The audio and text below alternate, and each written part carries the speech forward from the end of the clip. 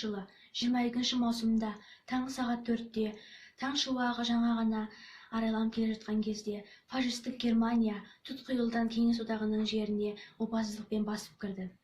4 жыл 1418 күн мен түн бойы өз жері мен отаны үшін, келешек ұрпақ үшін жан қиюлы соғыс жүріп жатты. Соғыс жалмап ағайыны бауырды, зар жылатты тыныш жатқан ауылды. Жалғызынан айырыпты ананы, әкесінен айырыпты баланы.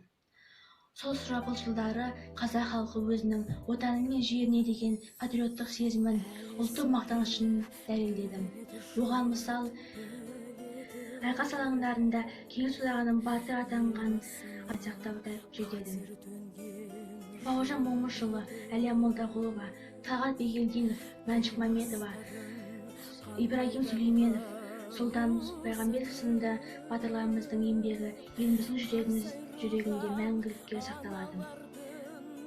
Осы туындымен айтқым келгені, еліміздің жауынгерлерінің еңбегін біз ешқашан ұмытпаймыз.